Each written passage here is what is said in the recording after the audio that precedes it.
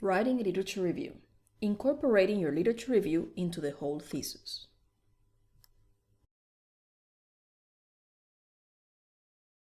Writing in a logical and coherent fashion is one of the most challenging aspects of writing a literature review. You will need to take a lot of different ideas and wrestle them into shape.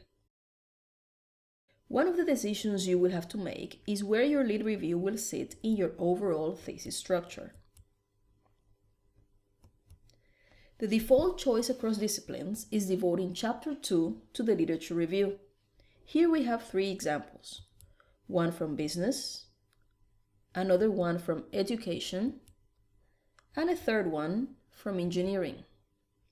But you may find that this structure does not suit your particular purposes. Another option is including your literature review in your introductory chapter. This is a history thesis about wonder and skepticism in the Middle Ages. From the table of contents, it is not clear where the lit review sits.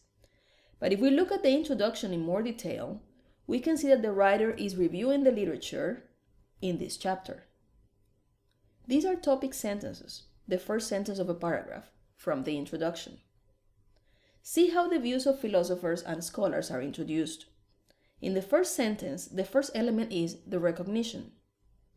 This could be rephrased as, scholars have long recognized, but the writer has chosen to foreground the idea rather than the scholars.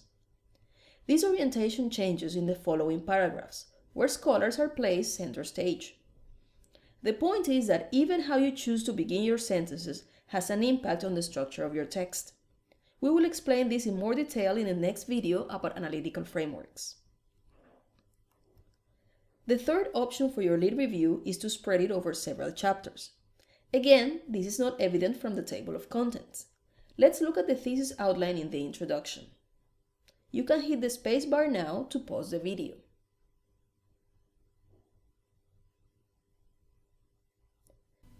We can see that the literature is reviewed in chapters 1, 2, and 3.